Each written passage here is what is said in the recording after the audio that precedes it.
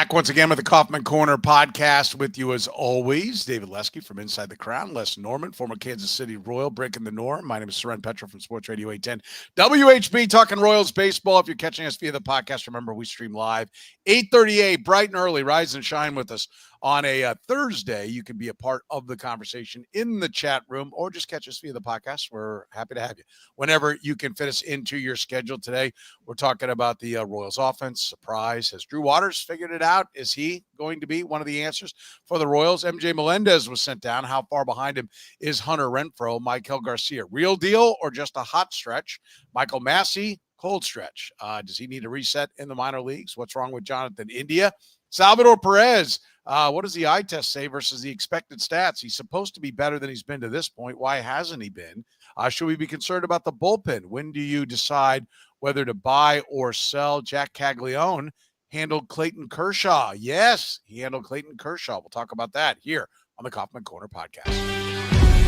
You're listening to the Kaufman Corner podcast, the most in-depth analysis of the Kansas City Royals, breaking down the Royals like no one else can. Kaufman Corner is hosted by David Lesky, Les Norman, and Soren Petro. David Lesky is an accomplished author and the publisher of the Inside the Crown Royals baseball newsletter. Les Norman is a former Royals outfielder. He's the host of Breaking the Norm with Les Norman on Sports Radio 810 WHB, as well as the author of Teaching the Tools of Hitting. Soren is the award-winning afternoon drive host of the program on Sports Radio 810 WHB in Kansas City.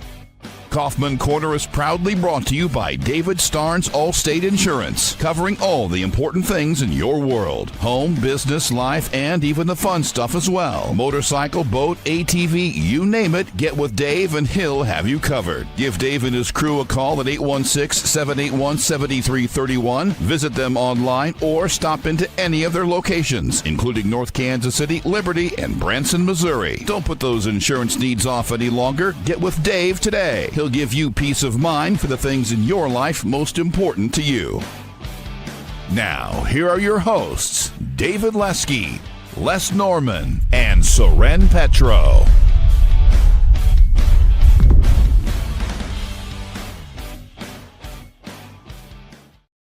Thank you very much, Curtis. We do appreciate it. Off and running here with the Kaufman Corner podcast. And let's dive right in, gentlemen. Let's begin with Drew Waters.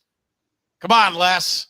And they solved at least part of the outfield problem. The kid almost hits for a cycle. He's hitting the ball over the wall. He was hitting in the minor leagues with David Lesky. From David Lesky's mouth to Drew Waters' hands, I guess. He said, can't you just at least ride a hot streak for the minors up to the big leagues? That seems to be, at least for a couple of days, what we've seen. How excited are you? How optimistic are you that Drew Waters could be a big league hitter, could be somebody that's part of the solution to this offensive problem? Well, I'm actually really excited. I think we talked last time about it, how we need to give somebody an opportunity. And I kind of shared the Bob Boone conversation with me back in '96, saying, okay, I'm tired of what I'm seeing with the outfield. You're going to play every day, no matter what. So just relax. For the rest of the year, you're playing every day. And then in that same first inning of that first game, I run into the wall and separate my shoulder, and I'm out for most of the season. Yay me, way to go. So you absolutely need to give Drew Waters the chance. Now, has he figured it out because of a few games? There is a difference, even though you're hot and you go from minor league hot into hitting well in the big leagues, it is still different. So let's give him a little bit more time to say he's figured it out. But it helps to know that your team is finally behind you, the organization's finally behind you, and they're going to give you that shot every day. You hit a lot better when you relax. I know we're going to talk about Jonathan India a little bit later on, and I've got a little bit of a take on that as well about how that mindset is. But Drew Waters has a great mindset. The ball he hit over the wall, you could say, oh, it was a hanger. And so anybody should hit that. Big league hitters should crush it. Right, but not all of them do. During the broadcast 2 nights ago, when I think we all had a minor blood clot coronary after that blown save at the end, the announcers of the game were talking about how, oh, you hit the ball hard, that's what good hitters do. Well, when batters are up there hitting the ball hard, they just hit ground outs. Hitters are the ones that find the gaps and hit those mistakes hard. So the encouragement part of this for me is that Drew Waters is hitting mistakes where he should, but he's starting to do it even more consistently. He looks comfortable. Exit velo is pretty decent. I can't believe I said that, David. Can you believe it? I said something like exit velo. Unbelievable. I'm rubbing off. I feel like you should be a proud uncle right now, but I think I'm older than you. You can be a proud nephew. So regardless, I feel like he's in the beginning stages of relaxing and maybe trying to figure it out. But let's not go with 1 or 2 games or even some minor league games. Let's give him a little bit of time, but he deserves to play every day. I think that's it. But give him a little bit of time, David. Does he deserve the entire season, right? Like they've given multiple years to MJ Melendez, which, by the way, MJ Melendez went right into the 3-hole. In Omaha, which is frightening to me because it seems like it's like, oh, here's a quick refresher and let's get you back up there is what it kind of felt like. I'm like, not to punish him, but to just, if you're going to take stress off him, send him to the minor leagues and bat him low in the lineup and say, look, this is where you're going to hit. This is where you're going to figure it out. Don't think you get a few hits in a week and man, you're back on the bus up to Kansas City. Like I was a little bit disappointed in that. And also, I think Drew Waters deserves a shot. Like you traded a pretty good pick for this guy. He's put up numbers. I do understand all the advanced numbers that are out there, and I wonder, why did it take so long to get Whit Merrifield up, right? Like, I mean, I think Whit Merrifield's the story for every guy that's out there that right now the organization is going, well, we just don't see it because they clearly didn't see it in Whit Merrifield. Should Drew Waters get the rest of the year, David? Oh boy, I don't know. I think that you can hope for it. I would say, hey, he gets through May, 100%, no questions asked. That to me is the first checkpoint. I think you set up checkpoints with these guys because the reality of Drew Waters is I want him to succeed. I want him to be the answer or an answer, but he still swings and misses too much. He's not the toolsiest player on the field. He doesn't make up for some of the mistakes with tools. He has a good arm, solid arm, I guess. He's not that fast. Like there's a lot of things about Drew Waters that you look at and you go, okay, this is an organizational player who can go look pretty good for a few weeks at a time. And remember from, what was it, 22? Was it that he had that like 12 game stretch that made his numbers for the 6 weeks he was in the majors? I think you give him time, but I don't think that you compound a mistake. You say, well, we gave MJ Melendez 2.5 years, so we're going to give this guy a full season. No, I think you set up checkpoints. And I think the first one is, I don't know if it's Memorial Day or June 1st, whatever, but somewhere in that range. And you go from there because I don't think they have the luxury, and maybe they will by that point. Who knows what the record looks like, but I don't think they have the luxury of saying, we're going to ride it out with this guy. They are a contender, whether the record says they are right now or not. That's what they believe at this point. And I think you've got to take it a few weeks at a time, but I also don't think you can say, we're going to give you 3 games. And so I think you've got to have enough time that you're able to evaluate, but not so much that it could torpedo the season. Yeah, I think that's a fair point as well. What do you think? How long would you give him, Les? Right? I mean, to see, like David's point is a good one. You don't want to torpedo the season, but I'm not sure what the other answer is. Right? I guess if MJ Melendez starts tearing the cover off the ball, you can say, well, he has experience. We're going back to him, but I get it. Like you're a contending team and, this is not the last level of development. You're supposed to be developed and produced when you get to this point. But, devoid of any other answer, should they stay the course with him for as long as he's showing any kind of survival skills? Yeah. I like David's point that the Royals still see themselves as a contender. I do think they're better than what they're showing right now. It's just there's a lot of gaping wounds that are out there right now that Band-Aids aren't going to fix. And so they better get the surgeon in pretty quick and start doing some stuff. And I also like the timeline there. I think that the June 1st timeline is good because that's another 100 to 110 at-bats, probably 125 to 140 plate appearances. I think that's plenty of time. And also to the point, as fast as he is, I feel like he should be a little bit better on the defensive side because, you'll even if you're listening in your car to Royals broadcast, you'll hear the announcers say, oh, he started back, but then came in. I worked really hard for a lot of years in college and in minor league baseball to stop doing that on a consistent basis. And when you hear that over time, you're like, okay, when are you going to start learning about all that extra early work that you did to stop going one way and then coming back another? Because he doesn't have the closing speed on defense to do things like that. So it's a mix for me because if the Royals aren't doing well, that's going to buy him time that they can stay with him longer. But if they are the contender that we think they might be, and then he struggles a little bit, then you're probably going to have to go somewhere else. Maybe it's Melendez, and maybe it's neither one. Maybe it's somebody in a trade. We'll talk about buy or sell. Maybe it's getting a different, younger outfielder from somebody else, but then, who do you give up? So the final point is, Soren, I learned this from you. If not him, then who? And right now, there's no who. And so that all points to the fact that we're going to have to run this out a little bit.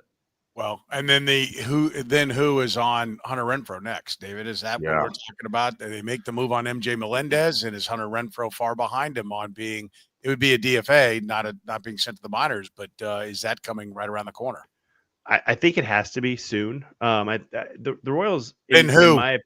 Then who is it? I mean, there are a couple answers on the current roster that you could at least throw out there. I mean, look, Jonathan India's played corner outfield. If you go left field India, right field Waters, that works. Left field Waters, right field Garcia, Maikel Garcia, that could make some sense too. You could also give Rave a shot, Gentry a shot, and see if, like I've said before, catch lightning in a bottle. And then you catch lightning in a bottle long enough, the lightning dissipates, and then you go make a trade. And so I think that's the who. But at some point, similar to the Melendez, I'm not sure it matters who. Because Renfro is the lack of value with Renfro there is it's hard to imagine. And sorry, Buddy Bell, I'm going to say it again. It's hard to imagine it getting worse because he can't field.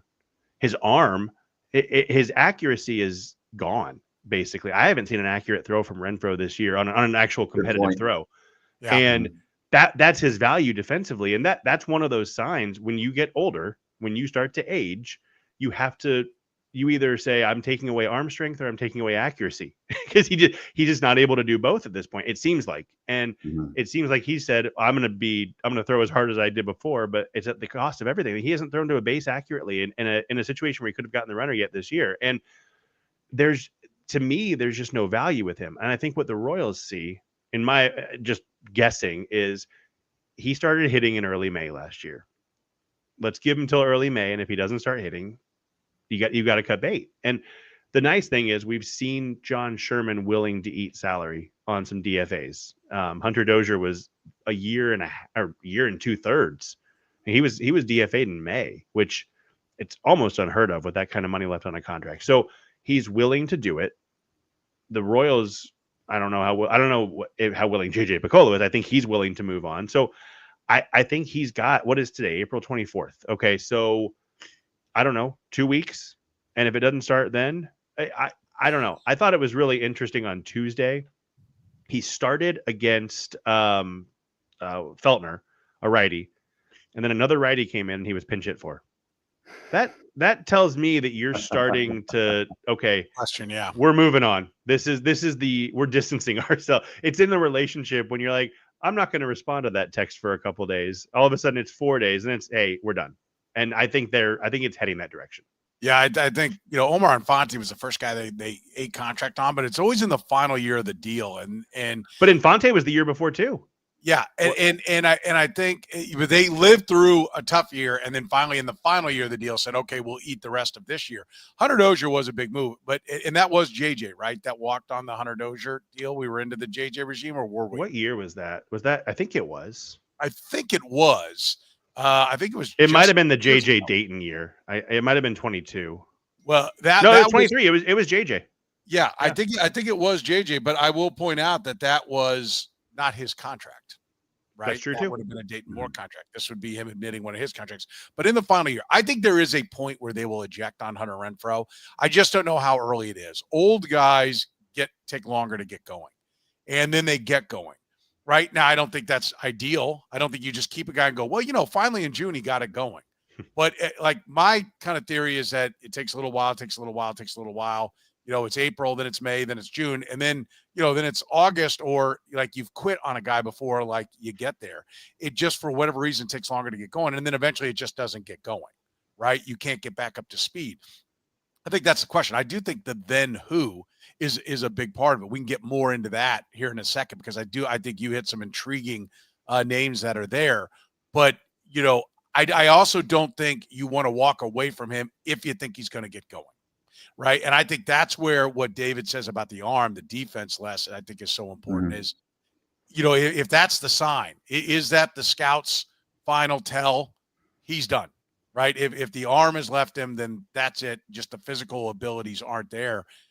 I don't know. Is there a scout's final check that you go, okay, done. It's official. Because I think you want that, because I do think he did start slow last year in your uniform and then got going and was valuable for this team at times, and really at times was the only back going. And so it works better if he can play. But man, the defense sucking, that's hard to ignore, right? That's the sign where I go, I think it's time, right? Like win that defense. Or do you have something that you think is the end all be all on when a guy's done? Well, I honestly think that he's done now, and I think that they're just kind of putting him in there here and there. On opening day, I was with my son, and we were sitting down the right field line, and we watched him make a throw to the plate. And I'm sure my sons just love this, but I said, okay, why was his throw? You watched the play. Why was his throw toward the first base dugout? And we were talking through it. It's because he can't square his shoulders up. And I figured, okay, maybe it's one throw. Maybe he tried to be too quick. And then there was another throw that he threw to third base later in that game. I think it was third. And he was on the left side. And I said, okay, why did he miss that throw on the left side? He's like, because he didn't square his shoulders up. Can I go get some corn dogs and nachos now? I'm like, yeah, go ahead. That means stop talking about it. But then, stop with the simple quiz, Dad. Exactly. I'm just trying to watch a ball game, dang it. So I've watched him on defense the whole year when he throws to bases. And accuracy, at least as far as like the one hopper to bases, is there.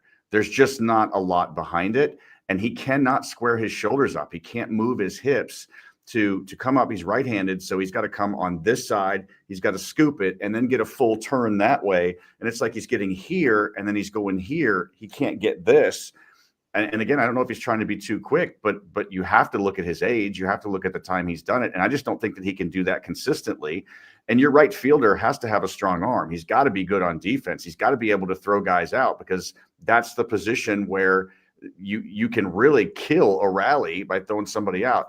And then with, and David, you also talked about you give him 2 weeks, but if you're going to give him 2 weeks, wouldn't you guys think that, okay, we're going to give you 2 weeks. If that's really an opportunity they want to afford him to see if he can give you one last drop of anything that's left in him, then don't you kind of have to play him every day? Because I sat next to Hubie Brooks in the mid-'90s and just soaking up the wisdom. He said, son, I know it's tough that you're not playing hardly at all. And the toughest thing to do in the major leagues is to sit on the bench for a week, 2 weeks, even a few days, and then come in and be expected to perform, because you cannot you can't emulate in the cage and in the game. It's not the same thing. It's not the same speed. It's always different.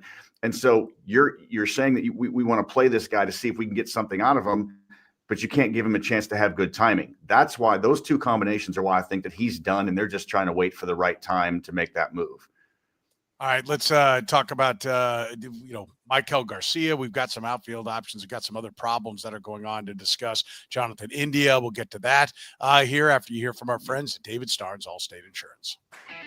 David Starnes Allstate Insurance, serving the Kansas City area and all throughout the Midwest. With David Starnes Allstate, it's not just about fender benders. Beyond traditional safeguards, enjoy perks like roadside assistance for unexpected breakdowns, transportation expense coverage when your car is in the shop, auto replacement protection to keep you on the road in style, and much more. You can give Dave and his crew a call at 816-781-7331. Visit them online or stop into any of their locations, including North Kansas City, Liberty, and Branson, Missouri. David Starnes, Allstate Insurance. Your favorites are back, Kansas City, now for a limited time at all your KC Whataburger locations. Get the Mushroom and Swiss Burger, 2 large beef patties, Swiss American cheese, fire-roasted mushrooms, and creamy au jus. How about the sweet and spicy bacon burger? 2 large beef patties, American and Monterey Jack cheese, bacon, grilled onions, and topped with sweet and spicy pepper sauce. Or grab the patty melt. Even the honey barbecue chicken strip sandwich. They're all perfect with the Whataburger Banana Pudding Shake. Remember, Whataburger's open 24 hours a day with breakfast served from 11 p to 11 a. And don't forget, you can get all your Whataburger favorites and more by downloading the Whataburger app with the QR code. Whataburger, proud sponsor of the Kaufman Corner podcast. All right, let's talk a little bit about Maikel Garcia. Is this, David, is he the real deal or is he just in a hot stretch? Because he's playing outfield, and maybe you can start to make some outfield if we're going to talk about, dropping Hunter Renfro out, or if Drew Waters isn't the long-term answer. Our two infielders, Maikel Garcia and Jonathan India, ultimately going to end up being your answers in the outfield. If you've got other answers on the infield, we'd obviously be having to talk about a trade. If you bring that people, you have to talk about Michael Massey hitting. We'll get to all that in a minute. Let's start with Maikel Garcia. Are you buying in that he's turned the corner and this is a legitimate everyday big league hitter? I think I am, and I'm really nervous to say that because he looked good in 23. I mean, he looked like a rookie in 23 who was starting to get there. And then last year, obviously, I feel like he was trying some things and it led to a tough start. And then he was really good for like 200 plate appearances. It's lost because the numbers ended up so bad. But from like late April into early June, or mid-June, he was really, really good, like 370 on base type good. This year, it's kind of feeling like everything's put together. I'm looking at the batted ball numbers. Average exit velocity of 93.8 miles per hour. That's huge. That's like 92nd percentile in baseball. His hard hit rate's 57.8%. It's 96th percentile. These are stats that normalize quickly. And so we know that they're getting to, I don't know what the number of plate appearances is. I should know that, but they're pretty close to legit if they're not there already. But the thing that gets me, I feel like he's always been pretty patient at the plate. He's always taken pitches. His chase rate's 22%, which is really solid. Well below better than league average. I don't know if it's below or better, whatever. But this year he's not. It feels, and the numbers bear this out a little bit, but the eye test shows a little bit differently. Even more to me, he's not swinging at the strikes he shouldn't be swinging at. So he's taking some strikes that you can't do anything with, and because of that, he's hitting the ball. He's making better contact because he's not swinging at the pitches he shouldn't be. Because there are strikes you shouldn't swing at. It's not just take ball, swing, strike. There's more nuance to that, and he's doing that, and he's showing off the tools that everybody thought he had, that we thought we'd see last year and just never did. And I mean, you look at expected stats are what they are. I think that there's a grain of salt that needs to go into all of them because they don't take everything into account, obviously. But an expected batting average of 310, expected slugging percentage of 480, that's really good. I mean, those are numbers that are you hit in the middle of a big league lineup, not the bottom or the top, I guess, too. But that's not a 7-hitter. That's a 5-hitter. And he's showing those tools. And again, like I said, we've reached a point where those stats start to normalize. So I'm very cautiously buying, knowing that he has adjusted his approach too much in the past. So he could fall back, but if he keeps up what he's doing right now, I buy. Everyday big leaguer less, or just a hot streak? Yeah, Maikel Garcia, I think, has shown that he's an everyday big leaguer.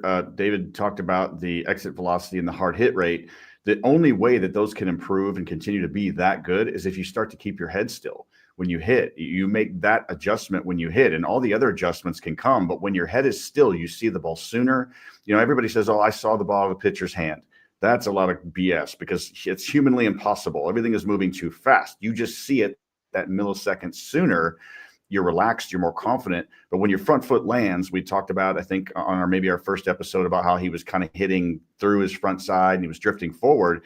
Well, by staying here in the area and working and learning how to hit with good balance and getting your foundation underneath you, it allows you to keep your head still. When your head's still, you see the ball a little bit sooner. When you swing, your base is stronger. We call that hitting behind the ball versus drifting forward and your hands lagging behind. And so that's what he's done, and that's what I see. And so I think now we're seeing the talent that he really could be. Now, I'm not saying he's going to make 7 all-star teams and be in the Hall of Fame. I'm not saying that. He's still very young, and there's a lot of career left. But all those great players had laid a foundation like what he's doing right now. And some guys do eventually, or even early on, figure some things out mechanically. When mechanically you're seeing the ball better, your confidence soars. You go up expecting to hit and expecting to hit the ball hard, expecting to get an RBI, have a quality at bat, versus going up there, but I hope I don't fail. I'm trying not to strike out, which we've also talked about. So I think his head is completely clear mentally, emotionally. I think he's matured as a hitter and he understands things a little bit. And he's mechanically, I know it's the nerd in me in hitting, he's keeping his head still, which opens up all kinds of doors of confidence, hard hit rate, exit velo, all those things. And so if he stays this route, I think he's an everyday big leaguer. And if he stays healthy, he could be in the game a long time. Well, and getting on base, I mean, the 360 on base percentage, I'm not going to say he's going to stay there, but it does look like that part of the equation. And we are seeing some guys throughout the organization that are starting to tick that up. And that's a stat that, you know, according to Michael Lewis, or at least according to Billy Bean in the book Moneyball, written by Michael Lewis, once you leave high school, you kind of are what you are as an on-base guy. And the Royals have got some guys, Nick Lofton in the minor leagues, Maikel Garcia, that are showing definitive improvement on plate appearance. So they've clearly unlocked something that's there. Let's work in Jonathan India here, David, because he's not hitting, right? And that's a guy that you counted on. I have said, and I don't know if playing the outfield has anything to do with it or not, but coming into the year, my point was you brought him here to solve the leadoff spot, right? Like, okay, you want him to work in the outfield? It would be great if he would go give you a 355, 360, 370 on base percentage and play left field for you. But he brought here to solve the leadoff spot first and foremost. Why is he not hitting better? He's still getting on base. He still walks. He still does the things to make his batting average better, but he's not hitting like he was hitting in Cincinnati.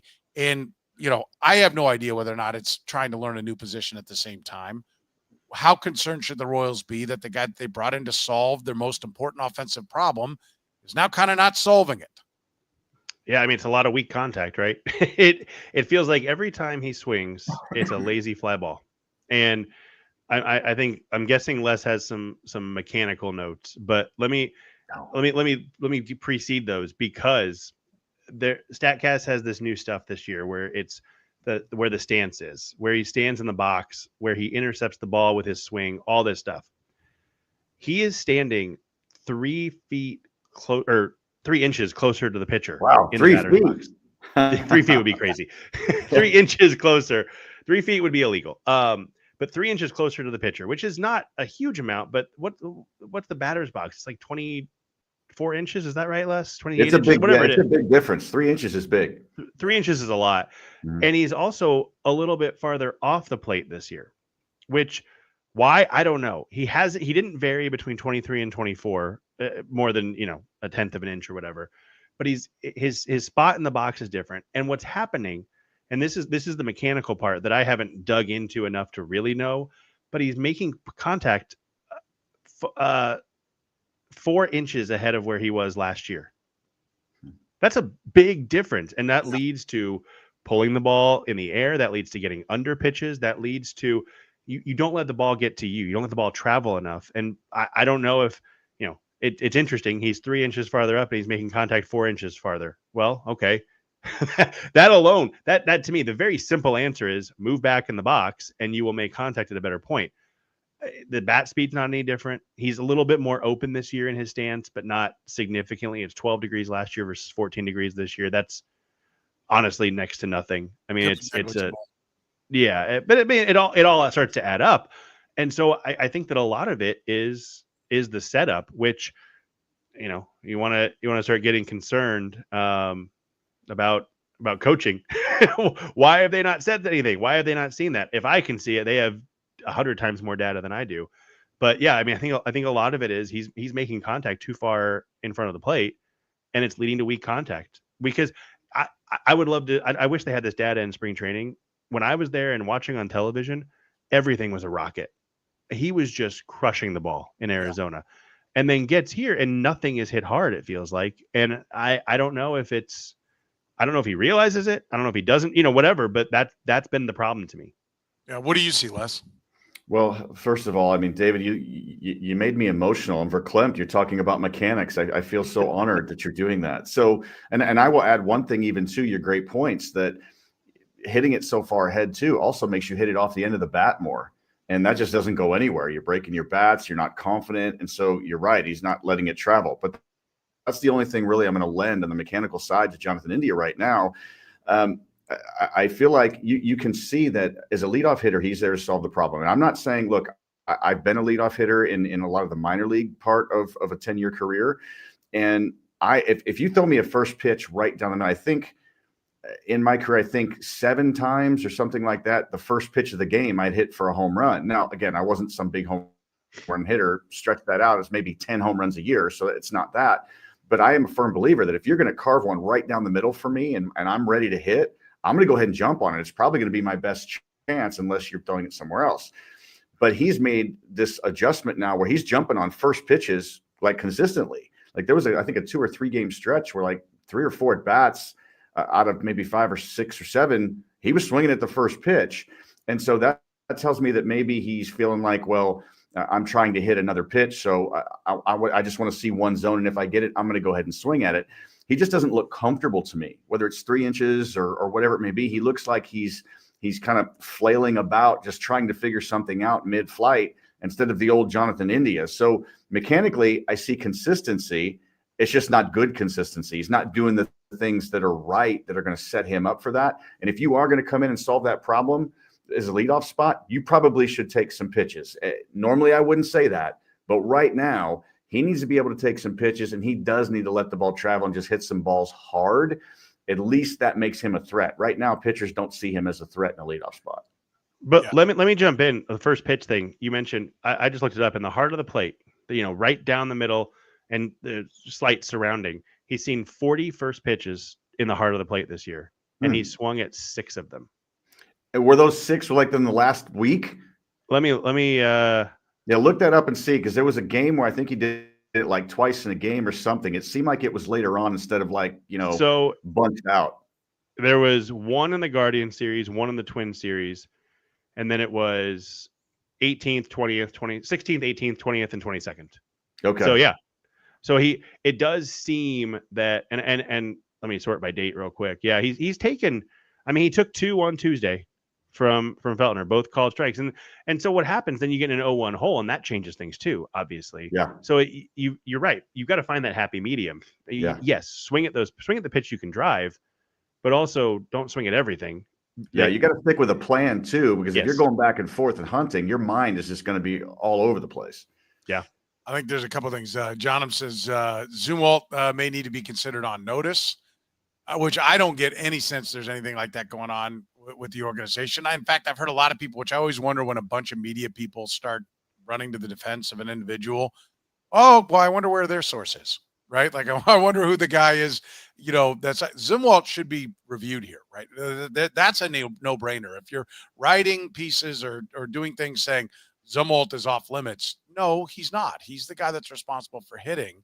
And so that has I've kind of been interested, like, okay, there seems to be a lot of people that are immediately running to his defense. And maybe so. Look, it's ultimately up to the players to play. I do get that, but you can't change your whole roster.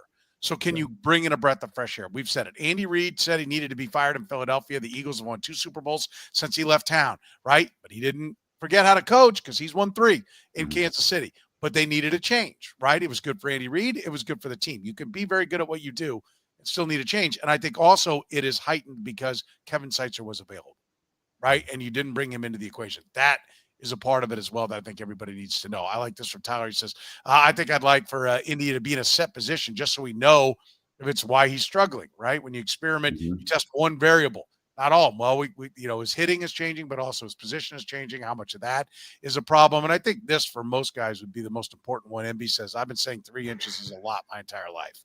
Okay. So you move in that batter's box, that is a lot. That's the point. MB is trying to make there. I think it's a good one. Michael Massey, how concerned? Does he need a reset down in Omaha, David?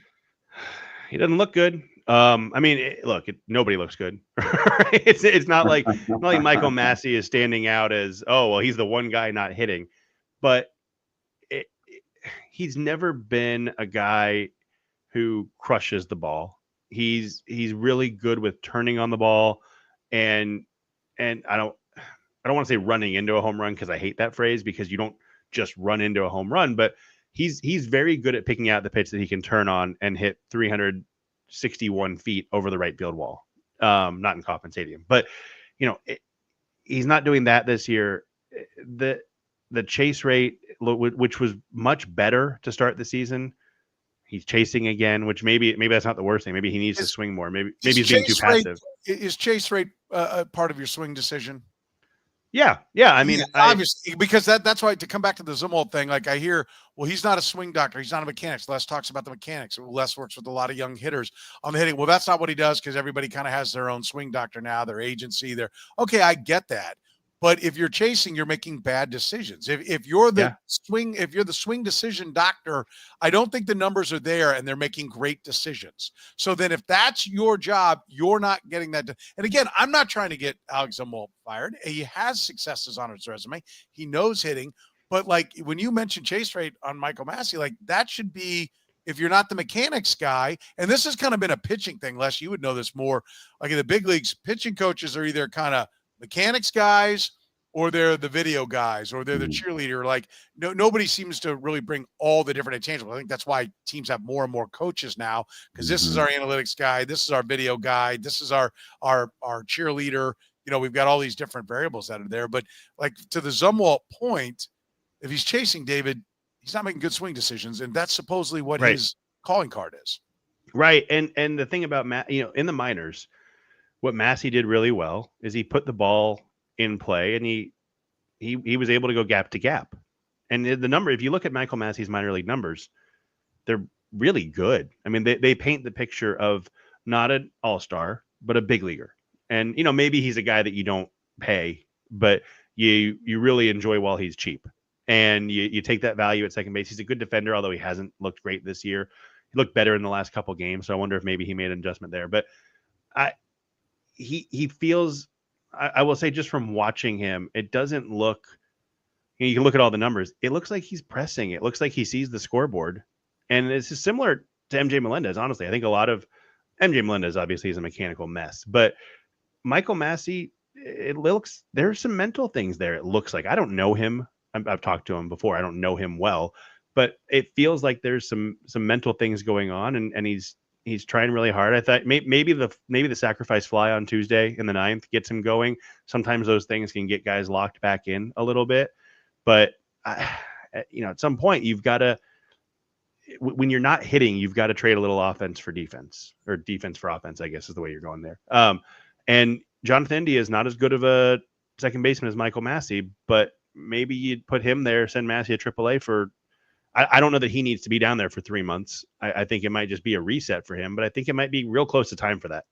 Yeah, it's looking that way. I mean, do you see a guy who's close, Les? Do you see a guy who's lost? What do you see? I don't necessarily see a guy that's close. The other night, I think Tuesday night, I saw an at bat where Massey had a pitch right down the middle. He hit it fairly hard, but he hit it right at the second baseman. As soon as he hit it, it was almost like his swing wasn't even complete. He just went as he was running down to first base. I mean, you can see that dejection in him, that he's really struggling and he just can't figure it out. So look, I think he's a good enough athlete. I like the way he presents himself. I like the way he runs and the way he hustles, the way he plays second base. I like his setup in the box. I just think his swing is a little bit long. I said last year, for a second baseman who's not going to hit 20, 25 home runs, he hits the ball in the air too much. And I feel like his contact isn't as consistent maybe as it should be. I probably need to back that up with statistics that I have not looked up yet. So I'm just kind of getting a feel for maybe what I see. So I was thinking this morning, maybe a brief Mark Teahan, Billy Butler-esque short stint in AAA could probably help him a little bit. I mean, Teahan did that and ended up being the Royals September Player of the Month. I talked with Teahan a few weeks ago about that. On the other side of this, a couple months ago, I think it was preseason, early spring training, I interviewed JJ Piccolo on my show, and he was talking a little bit about, okay, we're going to look at some guys and we're going to give some guys an opportunity, but look, we're going to be in a position where, this isn't verbatim, but it was the gist of it, we're going to be in a position where if guys don't perform, we are going to have to move on, whether we like them or not. This is a business and we're here to win. And I kind of got the idea that Massie might have been part of that conversation. I'm not saying they're going to trade him, they're going to release him or something like that. But what I am saying is that if this continues, if he goes down to AAA and doesn't figure it out, and whether they bring him back up or not, you got to hit. He's a great second baseman, but look, you got to hit. And hitting below 200 as a second baseman is just, or anybody, I think maybe a superstar shortstop or a catching position, you can tolerate that for a little while. But with Massey, I don't think they can tolerate that a little bit. It's just a little bit too inconsistent, and he's got to figure it out. Yeah, and it's one of the reasons it gets a lot easier if you can figure out your outfield, because then you can put Jonathan India there. You know, and that or Maikel Garcia. or Maikel Garcia. Yeah. But to Tyler's point, sorry to jump in here, but to Tyler's point a little bit ago, what he said, look, I can play all three outfield positions back in my day. Didn't bother me. They're different, but it's outfield. And I understood the different roles. I understood who was in charge. I understood the angles, the spins if the ball's down the line, all those different things, because you learn it over time. But the last couple of years of my career in the minor leagues, they wanted me to fill in at first base. I don't know that I ever did well when I played first base, because all you're thinking about is, oh, I got to do this, and please don't hit me a ground ball. And oh, by the way, catch this. Shane Halter once threw me a ball at first base. I opened my glove and forgot to close it, and it went in and then jumped right back out. So it's different. It's a different mindset. So I feel like India would be better served if he would go into just second base and let his mind clear so he could just play. We want to get into Salvador Perez's numbers. We'll do that here in a second. If you've been hurt in an accident, call our friends at Northland Injury Law.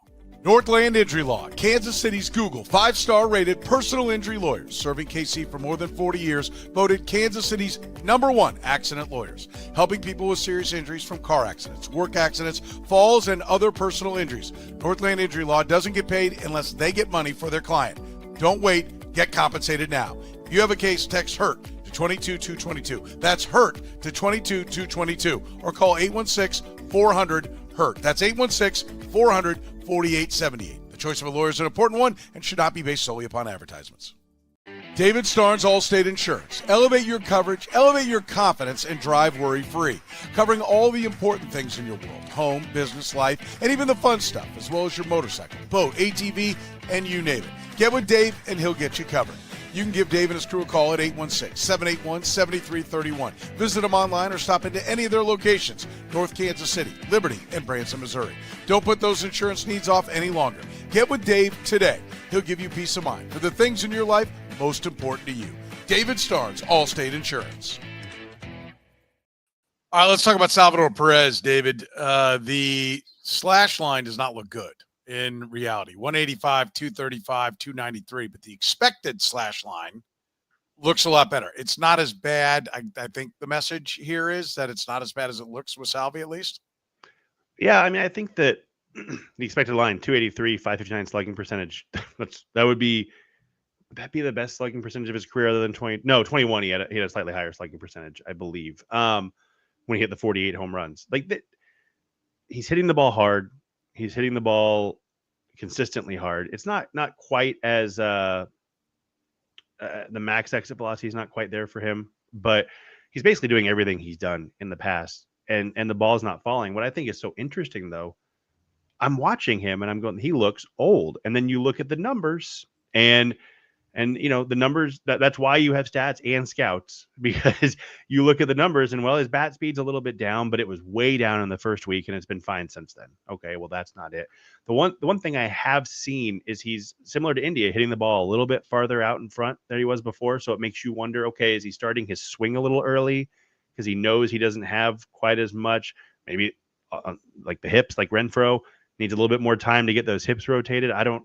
Maybe that is the sign of aging, but it feels like it's tough to watch sometimes because he does look like the age is starting to catch up to him, but all the numbers show it's not. And I mean, I don't know. I guess I can't say that I'm a stat guy and then ignore the numbers. So Right. I feel like it's okay as long as this continues. And that's the thing about all these numbers.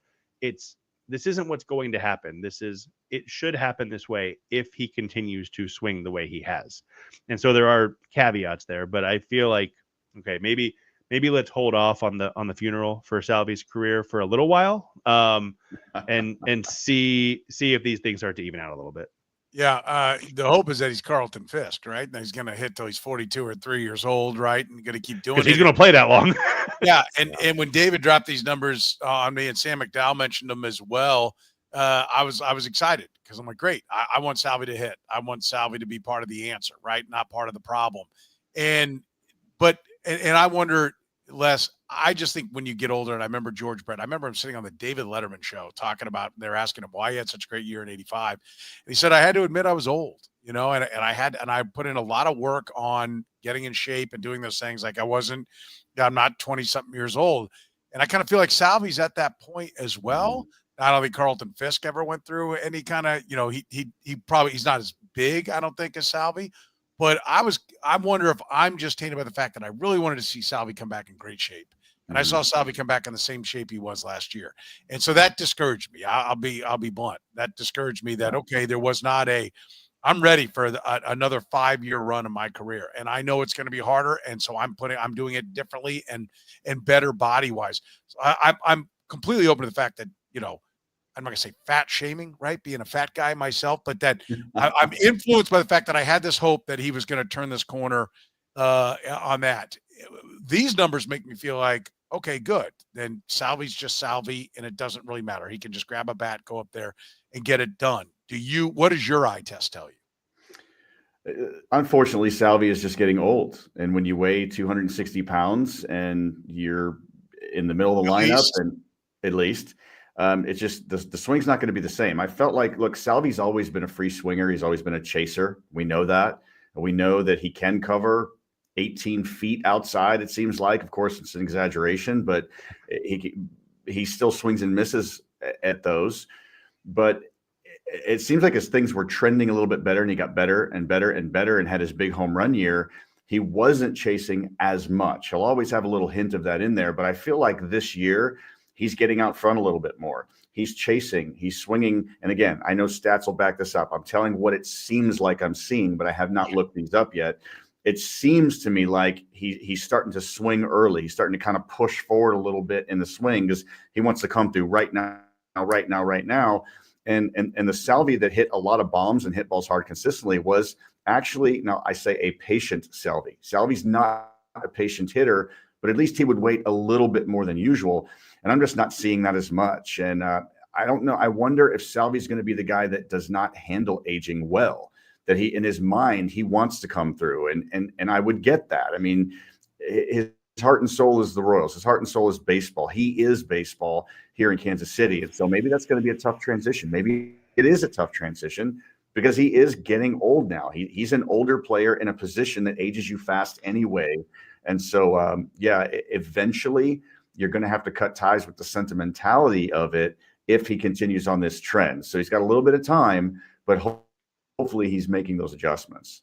Yeah, it is. But it's nice to see that there are some underlying numbers that say, hey, he's right around the corner. And we got a lot of these things. If Maikel Garcia is for real, Drew Waters is for real, Salvy starts to turn the corner, I think that starts to make everybody better. And that being out in front, and again, I defer to both you guys immensely over any thought that I have on giving anyone any hitting tips. That just says to me that's a guy that's trying to hit the 3-run home run with no one on base. The offensive struggles as a team, I think everybody might be a little antsy if they could just get going a little bit. Then maybe everybody would ease back into what their normal, abilities are, right? Yeah, David made a good point a little while ago talking about scoreboard watching. And oftentimes, even the veteran hitters, if a veteran hitter like Salvy knows I should be doing better, I'm not pulling my weight, and that cuts to Salvy's heart. There's a lot of players that probably just don't care, like, hey, I'm up here, I'm doing my thing, I'm getting paid, that's what matters. Salvy really cares about it. And so it could be that he's carrying his batting average and his lack of production up to the plate with him. And when guys do that, no matter who they are, no matter how mature and how many years they are in the big leagues, successful they are, you're going to carry that. And when you carry that stuff up to the plate, it will make you impatient. It will make you swing at pitches you don't normally swing at because you want it now. You want it now. I've been that guy, but I was in a position playing where if I don't get a hit tonight, I'm going to go back to AAA. If I don't get 2 hits tonight, this is my first pinch hit appearance in the last 10 days, and now I have to get a hit, and they're making me face Jeff Nelson, who's 6'8", and those sidearm sliders that come in sideways, but you still got to figure it out. And so it becomes more of a mental game, and there's emotion involved too. They started on a 16-game stretch, and when they started it, everybody was 500 or below. The Astros were at 500. They're now above 500. But it is a more workable stretch than what they've dealt with before now. Yeah. 15 more games on that stretch. They'll be at 39 games. 40 is oftentimes one of the polls that everybody wants to measure. Is that how early can you decide to buy or sell, David? How early can you definitively know this is what we are as a team?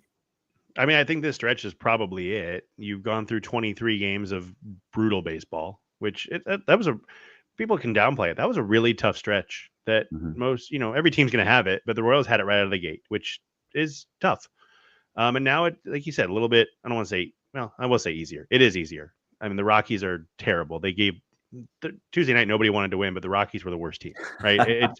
It's just as simple as that. That's what bad teams do. And the Royals tried to do it too. Maybe they're a bad team, but at the end of this stretch, after they played the Rockies, after they played the Rays, who are not playing well, the Astros, who are kind of mediocre, the Orioles, who kind of might be a mess right now. I mean, I don't know if you've read the reports about the unrest in the clubhouse. I don't know how true it is, but there's a lot going on there.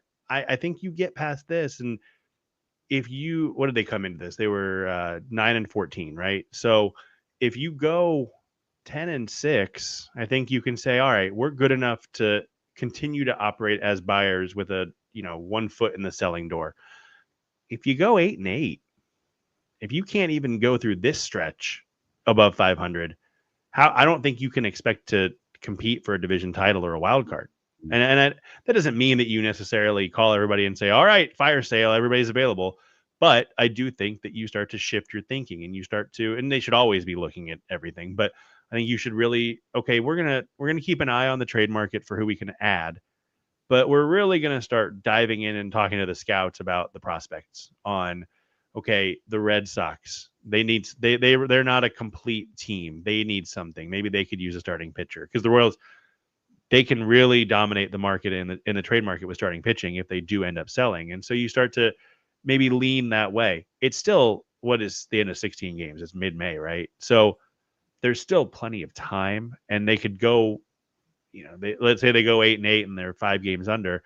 They could go on to quote Dayton Moore, a 15 out of 20 stretch and be 5 games over at the end of that. But, and then you change your mind. But I think that at the end of this 40, you start to know where your priorities shift to and what you're focusing on for July. I think the most important thing, Les, is to get it right, whether to buy or sell. So if that takes a little more time for you to figure out whether you're a buyer or seller, then you take that time. But I do think it's important that you get it right as fast as you can, right? Like I want to be clear. Yeah. Like, I don't want you to sell and then go, oh my God, look, we just got hot and we're in this thing. I don't want you to buy and go, oh my God, like we just gave away prospects and this team's going nowhere. So I do think it's most important to get it right. But I also think that, if you're going to be transactional, if you're going to pay attention to the numbers, if you're going to have an analytics department, you need to figure it out. Like if you're going to look at guys in the minor leagues, John Rave had numbers, I know he's cooled off a little bit, and you go, well, but the batted ball data is not good. And so we're listening to that, because there was reason, if you just old school looked at his numbers, get him up here, get somebody else out. Okay, you're going to live by the numbers. Then the numbers will tell you whether you're real or not, as well as a team. And so you don't get to embrace the numbers when it comes to individuals that you're not bringing up or not sending down because you like batted ball data, and then be like, but I'm going my old school, dip in my lip and spitting in the cup and feet on the desk, and I don't see it yet. Like if the math tells you and you're going to listen to the math, then it's time to make that decision. I do think, and by the way, selling doesn't mean blowing it all up. Let's be clear about that. It just means that a guy that, like Seth Lugo, might be time to walk down and say, Seth, you got a player option. And it's not going the way we want to. Are you in or not? And it's fine if you're like, I don't know, but I just want you to know we're going to put a for sale sign around your neck. Because if we don't know that you're going to be here, you're a tremendous pitcher, and we can get a lot for you. So let us know where you're at. If you don't know, I'm letting you know where we're at. Like, that's where deciding to sell could be important for a team like the Royals, Les. Yeah, and unfortunately, it's a moving target. You talk about the timing of everything, where you don't want to sell too quick, you don't want to wait too long, you don't want to hold on to stuff. And yeah, a worst case scenario is you start to sell a couple guys, and then all of a sudden you get hot, and those are 2 key components that you really could have used down the road. So I think for the Royals, it's important. You wake up this morning and see that Nicky Lopez has his 11th and 12th life in the big leagues now. The Cubs signed him because they've got a third base issue right now. And so they're going to be in a platoon situation. Jed Hoyer even said, we're just going to platoon at third base until we figure some stuff out. And so the Royals need to be paying attention to teams like that, teams that are maybe bottom or middle, and guys that want out or something like that. But again, it can't be a panic move. It's got to be an intelligent move. And I'm not going to be that guy that like, okay, there's this list. I wrote 2 names down: Kyle Stowers from the Marlins and James Wood from the Nationals. Young guys, 770,000 ish 1-year contracts. They were already traded before. Could you get them? What would you have to give up? I don't necessarily get into all of that, but there are a few names out there I would say that the Royals are already keeping their eyes on. The bottom line is look, if the players on the field have to perform, there are players in the front office that also have to perform. And bottom line is, sure, timing is tough, but as a hitter, what's it all about? It's all about timing. So it's going to be the same thing with the front office. It's all about timing. You got to figure out what you're going to do, stick with your plan, and you got to do it at the right time. By the way, I'll encourage people to go to Inside the Crown, David Lesky's great blog. He's got a great breakdown on a bunch of guys that if you want to look over the horizon and say, okay, they're buying, they're selling, he's got a great breakdown on some bats that are out there if you buy, on some starting pitchers as well that are out there if that's the direction you need to go. I would encourage people to look at that. You want to add anything on that, David, before we move on to everybody's favorite topic, Jac Caglianone? No, I mean, look, I think, like you said, you got to get it right. But I also, one thing I do that popped in my head, the Tigers last year sold and then made the playoffs.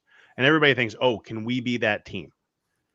The Royals actually, I think, could be, because they're not going to move Reagans. They just gave him a 3-year deal. I know that doesn't extend anything, but it does. I feel like that's a bad business move. And it doesn't look good to the player. Hey, we're going to give you a contract and then trade you. They're not going to move Bobby Witt. They're not going to move Vinny Pasquantino. They're not going to move Salvador Perez. They're not going to move Lucas Urseg. They've got pieces that you say, okay, we can build around that, and maybe the other guys get hot. They are one of the few teams, because they've got the superstars who aren't being traded, that if they did make moves to sell, I think they could still get hot if they made the right moves. I'm not saying they would, but they're one of the few teams that could replicate what the Tigers did last year, I feel like. Yeah, I agree. All right, let's finish with Jac Caglianone. What do we think here? Clayton Kershaw goes down for a rehab assignment, and he gets a double and a single off Clayton Kershaw. He gets on base 5 times, gets hit by a pitch, he walks, he has another single on the night. He had kind of cooled off a little bit. We've seen Nick Kurtz get called up by the A's, just 32 games of minor league experience. He was dominating AAA. Early on, Jac Caglianone was dominating AA. Maybe he'll get back to doing that. What does, though, him getting a chance to see Clayton Kershaw and put a double and take a double the other way, by the way, lefty, and all 3 hits, walk and hit by pitch, were off 3 different left-handed pitchers. The first 2 were off Clayton Kershaw. What does that do for a kid's confidence, and what's he thinking right now after he handles Clayton Kershaw on a rehab assignment, Les? Well, I think it shows obviously massive confidence. The game is not the elevation, the big league spring training, facing a big league hitter. A lot of guys would have got swallowed up in that before they even stepped in the batter's box, because it's Clayton Kershaw. Been there, done that. I remember the former Marlins closer Brian Harvey once threw me a 47-foot split finger and I swung at it. So, I mean, you get so to end the game, how freakish is that? And so you can get caught up in that, and he doesn't. I'm not saying, he had a great game, 5 for 5, had a couple hits here. Clayton Kershaw wasn't swallowed up in all of it. Let's call him up. We're still not there yet, because he was in the downswing, and I still feel like he has to bounce all the way back and just let him continue to develop and have that time. However, you do need to take notice in it, because, again, it's not just the fact that he's a great hitter and a great athlete and a big dude. You have to have a really strong mental game. You have to have a really strong approach, how you handle situations like that in those big pitchers and those big situations. If a young guy like him has the ability to shut all that fluff out and kind of get in this zone right here where you're not seeing all that peripheral stuff, that's a really big sign that he is almost, in my opinion, big league ready. So if he stays healthy, you continue to let him come out of the slump that he was in and continue to get consistency, then I think he's going to be a great long-term big leaguer. It's a really big deal that he didn't get swallowed up in that and then had a good day. Yeah. What do you see when Jac Caglianone is having that kind of success, David? Yeah, I mean, to a point Les has made in the past, he went through adversity. He was 2 for 28 in the previous 7 games before this 4-game stretch, and they started a couple days before Kershaw. He's 10 for 16 cents with 3 walks and 2 strikeouts. I mean, it takes, I don't care what level you're at, it takes a very special hitter to go 10 for 16 over 4 games. there aren't a ton of players who have done that. I feel like he's back up to 300. He's back up to a 370 something on base. His slug's over 500 again. I want to see it continue because he went through a down stretch. I don't know what he did. I haven't seen any interviews or watched much of Northwest Arkansas, but he clearly came out of that and is now on just a heater. And that's a huge thing to see. Guy struggling and then getting back on track. Now, I'd like to. I don't want to see him struggle for 15 games. I'd be curious how he does after 15 games, not after 7. But still, to struggle and then come back and get red hot like this is a huge sign for me. Yeah, I agree. It is, the path has been paved. Like I said, Kurtz has already been called up, and he's the third guy. Yeah. Kurtz is the third guy from this class to already be called up. But Angels players don't count. That is true. The Angels will jam anybody up there at any time, right? And they had a kind of a blip on the radar start, and they're doing anything they can to try to salvage that. Right. That's what they do. Listen, if you enjoy the Kaufman Corner podcast, you can support us by supporting our great sponsors like David Starnes, Allstate Insurance.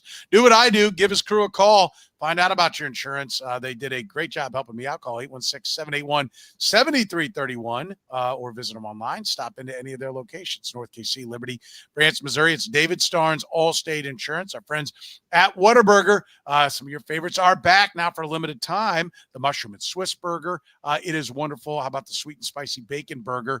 My favorite, the patty melt, is back. It's all perfect with a Whataburger banana pudding shake. Get it today. If you've been hurt in an accident, our friends at Northland Injury Law have got you covered. KC's Google 5-star rated personal injury lawyers. They don't get paid unless they get money for their client. If you've been hurt in an accident, text HURT to 22222. That's HURT to 22222. And our friends at Gann Asphalt and Concrete. One contractor, all things parking lot for more than 30 years. They've been solving parking lot problems. Don't have liability problems in your lot. Have a beautiful, smooth, perfectly striped, perfectly signed lot right now. Make a great first impression, last impression. Gann Asphalt and Concrete online at GannAsphalt.com. For David Lesky from Inside the Crown, Les Norman from Breaking the Norm, I'm Soren Petro saying thank you very much for joining us here on the Kaufman Corner podcast.